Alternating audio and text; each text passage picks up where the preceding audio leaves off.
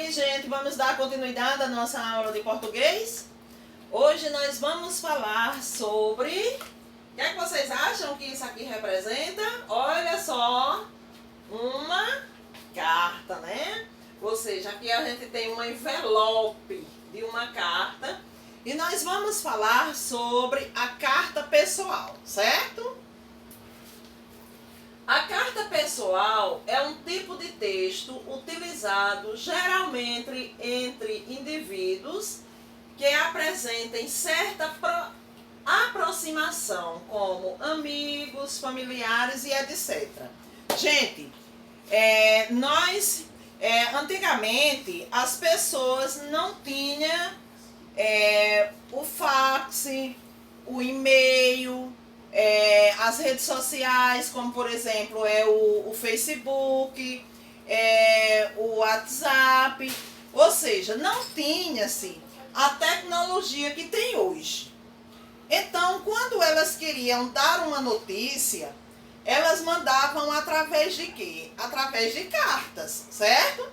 A carta, ela é muito, mas muito antiga mesmo. Veja que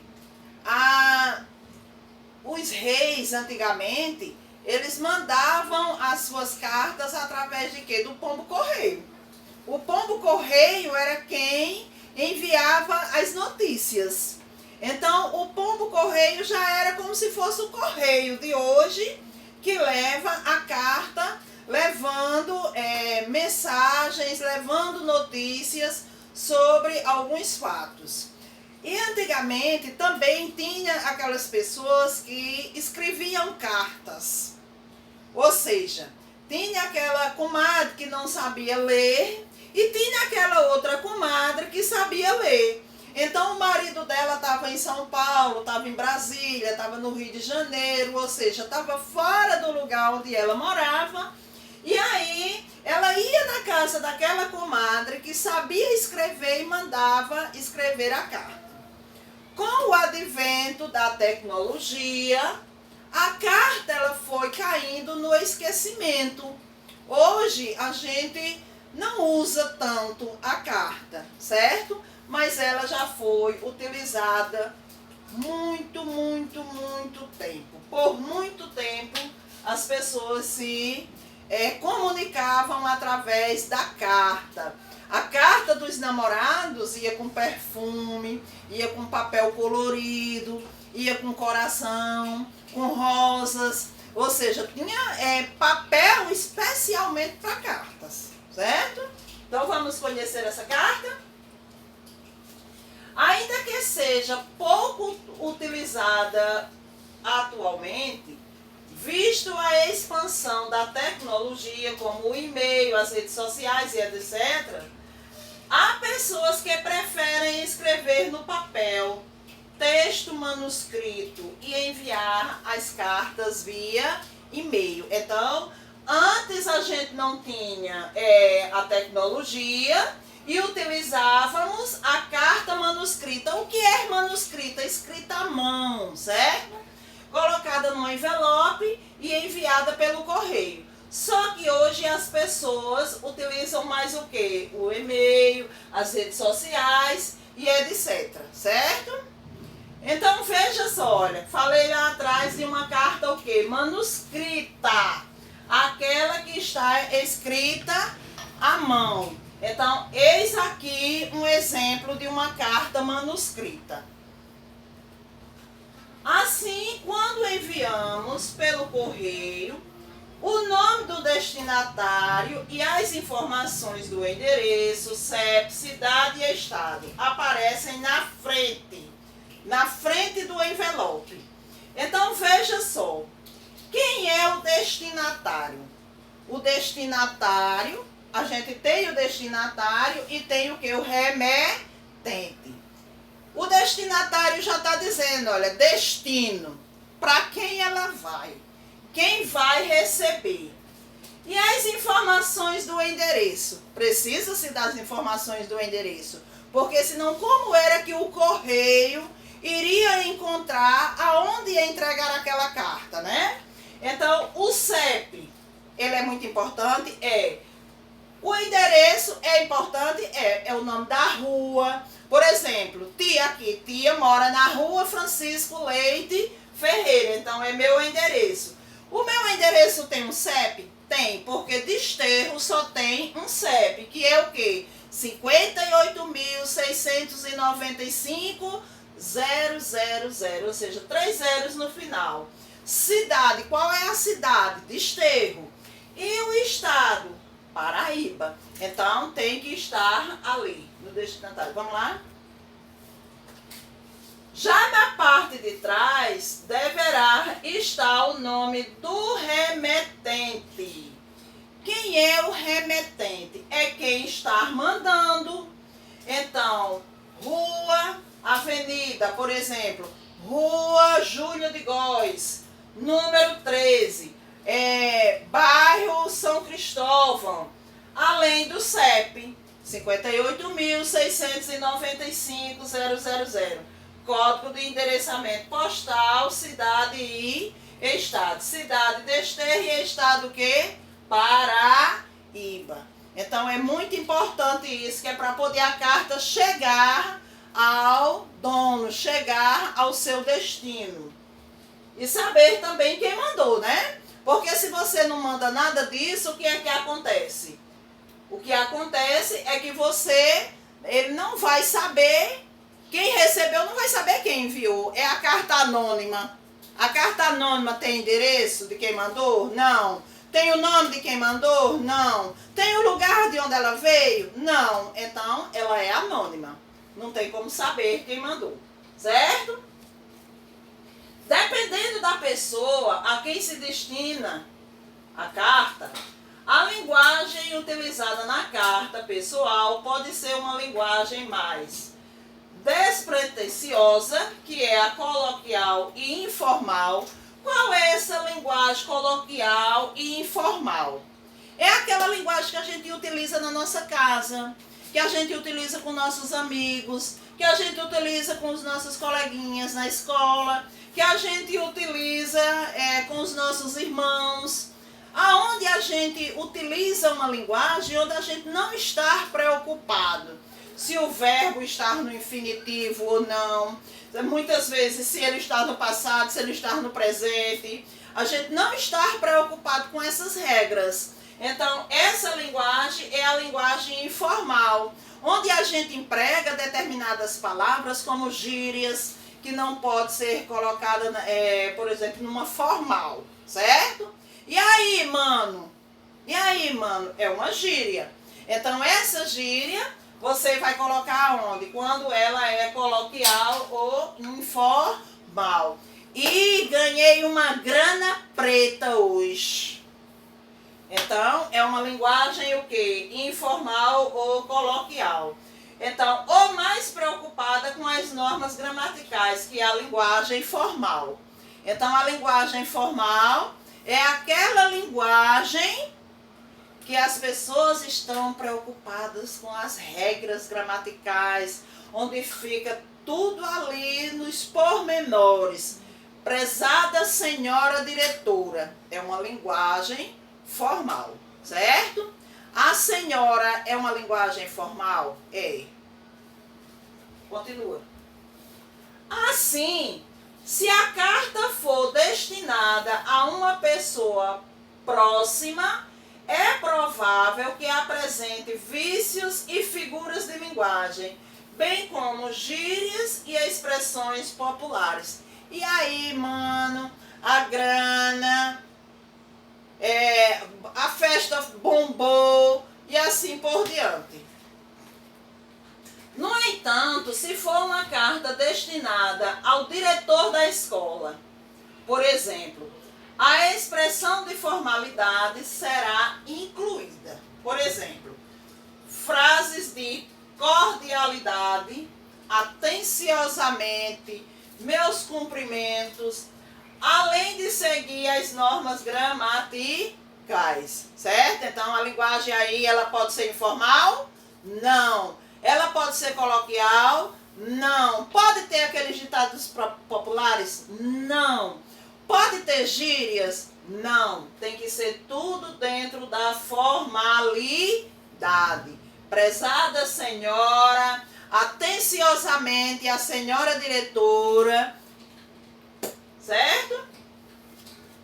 As principais características da carta pessoal é presença de destinatário, que é o interlocutor, e remetente, que é o locutor. Presença de destinatário, que é quem? A quem a carta vai. Quem vai receber. E o remetente, que é aquele que está mandando. Segundo, uso de linguagem formal ou informal. Formal, quando você escreve uma carta para o diretor da escola, se você escreve para o governador, se você escreve para o prefeito da cidade, se você escreve para o padre da sua paróquia, o pastor da sua igreja, então ela é com uma linguagem formal.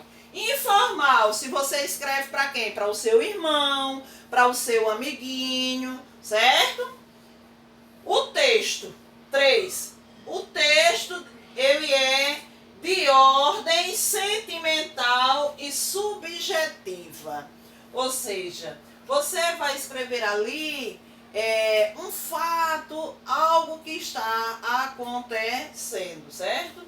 Vamos lá, continuando. 4. Texto geralmente breve, ou seja, você não vai escrever uma carta com 2, 3, 4 páginas, porque aí já seria o quê? Um livro, um diário, um jornal. 5. Escrito na primeira pessoa do singular. Quem é a primeira pessoa do singular? Eu, certo? Eu que estou escrevendo. Eu que sou a remetente, então é a primeira pessoa do singular. E 6, que é tema livre, ou seja, ninguém vai lhe dizer qual o tema da carta que você vai escrever. Não, o tema é livre, é um acontecimento, é um fato que você quer relatar para alguém. Seja fatos do cotidianos ou que acontecimentos. Então, você é quem tem que utilizar o que você quer escrever. E se você manda uma outra pessoa escrever a carta vai ser escrita em primeira pessoa? Vai. Esse fato é seu? É. Porque você é quem está ditando a carta para aquela pessoa escrever. Ela vai continuar ainda na primeira pessoa e vai continuar com um tema livre, ou seja, um tema que você é quem escolhe, você é quem sabe o que é que você quer noticiar, que você quer enviar para aquela pessoa ou para aquela pessoa. Estrutura. Dependendo da proximidade entre o destinatário e o remetente, as cartas pessoais não seguem uma estrutura. No entanto, vale lembrar que, como gênero, ela apresenta uma estrutura básica, ou seja, ela tem uma estrutura no papel, para poder ela se organizar no papel, certo? Dependendo da pessoa que você vai mandar, você vai utilizar a norma padrão. Se você é amigo daquela pessoa, você pode até não seguir aquelas normas dentro da linha, mas ela segue uma estrutura básica. Ou seja, toda carta ela tem a sua estrutura. Vamos conhecer agora? Local e data. Tem que ter o local e a data. São colocados acima de qualquer informação. Primeiro do que tudo, quando você vai escrever a carta, você tem que colocar o local e a data. Vamos dizer que tia esteja escrevendo essa carta. Então, qual é o local? Desterro. Qual é a data? 20 de julho, certo? Então, desterro, vírgula, 20 de julho de 2020. Eu já tenho aí o quê? O local e a data, que é colocada acima de qualquer informação, ou seja, é a primeira informação que você coloca na carta. O vocativo é o nome do destinatário, que aparece logo abaixo do local e da data. Pode também ser substituído ou estar junto ao nome, por expressões abraços e saudações, caro amigo, tia querida, e assim por diante. Por exemplo, coloquei local e data, coloquei. Então eu venho com o vocativo. Prezada diretora. Então aí eu já estou colocando o quê? O meu vocativo, certo? Depois do vocativo vem quem? O corpo do texto, o corpo da carta, a informação. Conta com a introdução, o desenvolvimento e a conclusão. A introdução é a respeito de que você vai começar a falar. O desenvolvimento, você vai desenvolver toda aquela conversa. E a conclusão, como essa informação terminou. Do que se pretende informar, certo? Despedida é o que? As saudações do remetente, ou seja, minha que estou escrevendo, que pode ser de cunho formal ou informal. Por exemplo, atenciosamente, Suzete Miriam, um beijo carinhoso, um abraço fraterno, certo? Então, é o que? A despedida. Então, recapitulando, a gente tem o que? A data e o local, ou o local e a data. Temos o que? O vocativo, o corpo do texto e ainda as saudações, que é a despedida, né? E aí vem a assinatura. Para finalizar a carta, o remetente assina seu nome abaixo das saudações de despedidas. Nas cartas pessoais, geralmente é escrito somente o primeiro nome. Por exemplo, um abraço, Suzete Miriam. Um abraço, Suzete. Beijos, Suzete. Até logo, Suzete. Certo? É a assinatura logo quando terminar a carta. Vamos ver agora 2 exemplos de carta. Primeiro nós vamos ver uma que é Desterro, 19 de julho de 2020. Amiga querida, estive pensando muito em você esses dias e resolvi lhe mandar uma carta para falar sobre o ocorrido naquela noite. Antes de mais nada, quero ressaltar que a Ana estava de olho no Adriano desde o início da festa. E já sabemos que, antes disso, como você não estava presente, ele aproveitou o momento para chegar nela. Todo mundo viu eles ficando, e isso foi uma surpresa para todos. Quero que saiba que quando precisar conversar, conte comigo. Estarei aqui sempre que precisar. Podemos combinar um cafezinho esses dias. O que você acha? Tenho muitas saudades de nossas conversas. Olha só, quando ela diz, como você não estava presente, ele aproveitou o momento para chegar nela. Quer dizer, começou a paquerar. Então aí tem uma linguagem informal? Tem. Outra coisa. Todo mundo viu eles ficando. Eles ficando é o namoro de hoje em dia. Fulano tá ficando com fulano, fulano tá namorando. Então, essa carta pessoal aqui, ela usou uma linguagem formal ou informal? Informal. Por que informal? Porque foi entre duas amigas. Te adoro demais. Beijos grandes e enormes abraços. Espero ansiosa sua resposta, Carol. Até quando você fica na cidade? O Davi está agora na praia, mas chega dia 15. Uhul! Olha só, no final da carta. O que ela coloca. Essa linguagem aqui é uma linguagem formal ou informal?